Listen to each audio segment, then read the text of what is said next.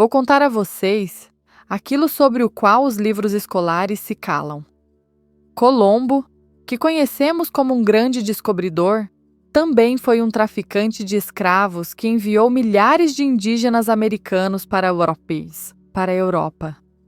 Em seus próprios diários, ele descrevia como seria fácil escravizar essas pessoas e como elas deveriam ser bons servos. Chocante! E isso é apenas a ponta do iceberg. Documentos da coroa espanhola mostram que durante seu governo no Haiti, a população da ilha diminuiu de 250 mil para menos de 14 mil em apenas 14 anos. Execuções em massa, amputação de membros por desobediência, impostos cruéis em ouro. É isso que esconderam de nós sobre Cristóvão Colombo. Estão prontos para conhecer toda a verdade? Sobre isso, em nosso vídeo. Mas vamos começar do início. Quem foi esse homem cujo nome está inscrito nos livros de história em letras douradas? Cristóvão Colombo nasceu em Gênova por volta do ano 1451. A palavra-chave aqui é por volta. Imaginem, ainda não sabemos a data exata de nascimento do homem que mudou o mapa do mundo. Mas isso é característico de toda a sua biografia. Uma mistura de fatos e mitos, verdade e ficção. Colombo começou como um marinheiro comum, depois se tornou cartógrafo, e então se apaixonou pela ideia de encontrar uma rota ocidental para a Índia. Mas o que realmente o movia? Sede de conhecimento? Ou sede de ouro e glória? Muitos historiadores concordam que Colombo estava obcecado não tanto com descobertas geográficas, mas com enriquecimento pessoal. Em suas cartas à coroa espanhola, ele constantemente mencionava ouro, joias e especiarias que poderiam ser trazidos das novas terras. Vocês sabiam que em seu contrato com Fernando e Isabel estava claramente estipulado que Colombo receberia 10% de todas as riquezas encontradas nas novas terras? Além do título de almirante do Mar Oceano e o cargo de governador de todos os territórios que ele descobrisse. Não é uma recompensa demasiadamente generosa para um homem movido pela pura busca do conhecimento? A propósito, sobre conhecimento científico. Ao contrário do mito popular, Colombo não provou que a Terra é redonda. Isso era conhecido por pessoas educadas desde a antiguidade. Eratóstenes calculou a circunferência da Terra ainda no século III, antes de nossa era, com precisão surpreendente. O erro de Colombo foi que ele considerava a Terra significativamente menor do que seu tamanho real. Se a América não estivesse em seu caminho, sua expedição muito provavelmente teria perecido no oceano aberto de sede e fome. Resulta que sua maior descoberta foi baseada em cálculos errados. Pensem nisso por um minuto. O homem que honramos como um grande navegador, na verdade apenas se perdeu. Agora vamos falar sobre suas viagens. A primeira expedição de Colombo consistia em 3 navios: Santa Maria, Pinta e Ninha. Eles zarparam do Porto de Palos no 3º dia de agosto de 1492. A tripulação consistia em apenas 90 pessoas. Imaginem, apenas 90 pessoas partiram para mudar a história da humanidade. Fato interessante: muitos dos marinheiros eram ex-criminosos a quem foi oferecido perdão em troca de participação nesta arriscada expedição. E o próprio Colombo prometeu uma enorme recompensa para quem primeiro avistasse terra. Este sortudo foi o marinheiro Rodrigo de Triana, que avistou a costa no dia 12 de outubro. Mas sabem o quê? Colombo se recusou a pagar-lhe a recompensa prometida, alegando que ele mesmo havia visto luzes na costa na noite anterior. Aí está o primeiro exemplo da nobreza do nosso herói. Quando Colombo desembarcou na ilha de Guanahani, modernas Bahamas, foi recebido por nativos amigáveis da tribo Taíno. Em seu diário, ele escreveu: "Eles devem ser bons servos. Com 50 homens pode-se subjugá-los todos e fazê-los fazer o que se quiser." Notem, estes foram seus primeiros pensamentos ao ver pessoas que o receberam hospitaleiramente. Já neste primeiro contato, revela-se a verdadeira atitude de Colombo em relação aos nativos. Não como iguais, mas como um recurso a ser explorado.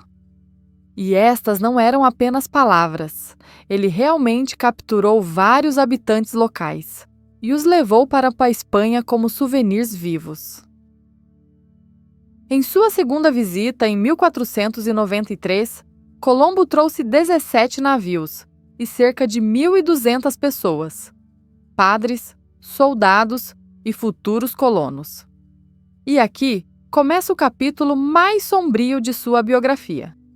Na ilha de Hispaniola, moderno Haiti e República Dominicana, ele estabeleceu um regime brutal. Todos os habitantes locais com mais de 14 anos foram ordenados a trazer uma certa quantidade de ouro a cada 3 meses. Aqueles que cumpriam a cota recebiam uma ficha de cobre que precisava ser usada ao redor do pescoço. Aqueles pegos sem tal ficha eram punidos com o corte das mãos. E aqueles que tentavam fugir eram enforcados ou queimados vivos. O padre espanhol Bartolomé de las Casas, testemunha da colonização, escreveu: "Eles erguiam forcas para eles, geralmente para 13 pessoas, em honra a Cristo e aos 12 apóstolos. Então, colocando lenha e fogo, queimavam vivos todos os que estavam amarrados." Palavras horríveis, não é? No entanto, este mesmo de Las Casas observou que os nativos eram as pessoas mais pacíficas e pacientes da terra. Seu crime consistia apenas em estar no caminho da ganância europeia. Mas não era apenas o ouro que interessava a Colombo. Ele também estabeleceu um comércio massivo de escravos. Em 1495, ele enviou 500 taínos cativos para a Espanha para venda. Cerca de 200 morreram durante a viagem, e o resto foi vendido no mercado de Sevilha. A rainha Isabel, ao saber disso, ficou indignada e ordenou que os índios fossem libertados e devolvidos à sua terra natal. No entanto, isso não impediu Colombo. Ele continuou a enviar lotes de escravos, só que agora o fazia secretamente. Surpreendentemente, até mesmo os próprios espanhóis acabaram não suportando a crueldade de Colombo. Em 1500, após numerosas queixas dos colonos sobre sua tirania, um comissário especial, Francisco de Bobadilla, foi enviado da Espanha. Chegando à Hispaniola, ele ficou chocado com o que viu: corpos de índios executados pendurados por toda a ilha. Bobadilla imediatamente prendeu Colombo e seus irmãos e os enviou de volta à Espanha acorrentados. Imaginem isso. O homem que hoje honramos como herói foi preso por seus próprios compatriotas por crueldade excessiva. No entanto, Colombo era valioso demais para a coroa espanhola. Fernando e Isabel o libertaram, devolveram parte de sua propriedade e até permitiram que ele fizesse uma 4ª viagem. No entanto, não lhe devolveram o título de vice-rei das Novas Terras. Isso era um preço alto demais mesmo pela descoberta de um novo continente. Colombo morreu em 1506 em Valladolid, em relativa obscuridade. Disse que até sua morte ele estava convencido de que havia chegado à Ásia, não descoberto um novo continente. A ironia do destino, o homem cujo nome um continente inteiro carrega, nunca entendeu o que realmente havia descoberto. Agora vamos pensar. Por que ainda louvamos Colombo apesar de todos esses fatos? Em parte, isso é resultado de séculos de mitologização de sua imagem. No século XIX, quando a identidade nacional americana estava sendo formada, era necessário um herói descobridor, e Colombo era perfeito para esse papel. Sua biografia foi limpa de detalhes desagradáveis e suas realizações exageradas. Além disso, os italo-americanos promoveram ativamente a imagem de Colombo como símbolo de sua contribuição para a história americana.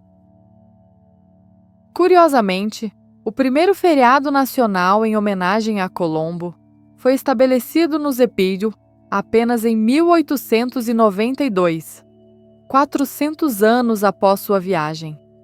E foi, essencialmente, um ato político projetado para apaziguar a comunidade italiana após o linchamento de 11 ítalo-americanos em Nova Orleans.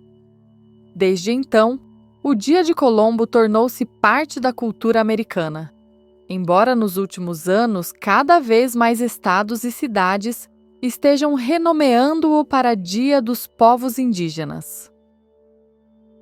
Vocês sabiam que Colombo não foi o primeiro europeu a chegar à América? 5 séculos antes dele, por volta do ano 1000 de nossa era, os vikings liderados por Leif Erikson estabeleceram um assentamento no território do atual Canadá. Escavações arqueológicas em Lanso Meadows, em Terra Nova, confirmam inequivocamente esse fato. Mas, ao contrário de Colombo, os vikings não organizaram uma colonização em larga escala e não destruíram a população local. Seus assentamentos existiram por pouco tempo e não tiveram um impacto significativo na história do continente. Alguns historiadores também apontam para a possibilidade de contatos com a América por fenícios, polinésios e até chineses muito antes de Colombo. Claro, essas teorias permanecem discutíveis, mas elas nos fazem pensar. O que exatamente estamos celebrando quando honramos a descoberta de Colombo? A descoberta de um continente que já estava habitado por milhões de pessoas durante milênios?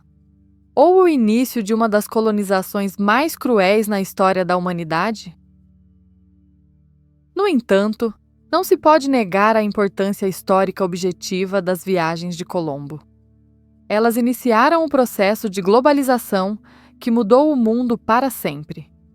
O chamado intercâmbio colombiano levou ao movimento de plantas, animais, tecnologias e, infelizmente, doenças entre os hemisférios. Batatas, tomates, milho, cacau.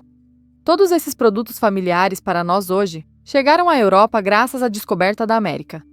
E na direção oposta foram o trigo, a cana-de-açúcar, cavalos, vacas e, infelizmente, varíola, sarampo e gripe, dos quais milhões de nativos americanos morreram, não tendo imunidade a eles. Então, quem foi Colombo? Um herói ou um vilão? Como frequentemente acontece na história, a verdade está em algum lugar no meio. Ele era um homem de seu tempo, com todos os preconceitos e crueldades inerentes àquela época. Ele era um navegador ambicioso, persistente e corajoso, e ao mesmo tempo um colonizador cruel e ganancioso. Ele fez a maior descoberta geográfica da história e iniciou um processo que levou à morte de civilizações inteiras. Ele não pode ser julgado exclusivamente pelos padrões morais modernos, mas também não podemos fechar os olhos para os lados obscuros de suas atividades.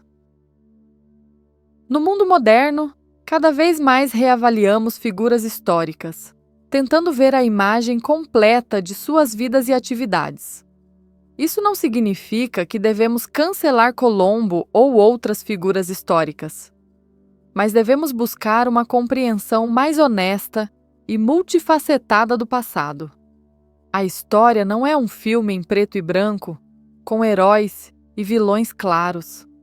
É uma imagem complexa e multicor, na qual se entrelaçam feitos e crimes, nobreza e crueldade, progresso e destruição. Quanto a Colombo, talvez o melhor que podemos fazer é reconhecer tanto suas realizações quanto seus crimes. Dar crédito às suas habilidades náuticas e coragem, mas também lembrar daqueles que sofreram com suas ações. Usar sua imagem contraditória como um lembrete da complexidade dos processos históricos e de como é importante avaliar criticamente o passado. O que vocês acham? Colombo foi um herói que abriu caminho para um novo mundo? Ou um aventureiro e colonizador que trouxe sofrimento a milhões de pessoas? Ou talvez ele tenha sido ambos ao mesmo tempo? Compartilhem sua opinião nos comentários. Terei interesse em conhecer seu ponto de vista. E enquanto vocês refletem sobre essas questões, não se esqueçam de curtir este vídeo e se inscrever em nosso canal. Toda semana falamos sobre figuras e eventos históricos ambíguos, tentando mostrá-los em toda a sua complexidade e contradições. Cliquem no sininho para não perderem nosso próximo vídeo, onde continuaremos a conversa sobre grandes navegadores e seus segredos obscuros. Acreditem, o que vocês aprenderão sobre Magalhães fará com que vejam as aulas de história da escola de uma forma completamente diferente. A história não são apenas datas e eventos. São principalmente pessoas, com todas as suas virtudes e defeitos, altos e baixos, feitos e erros. E quanto mais honestamente falarmos sobre o passado, melhor poderemos entender o presente e construir o futuro. Até o próximo vídeo!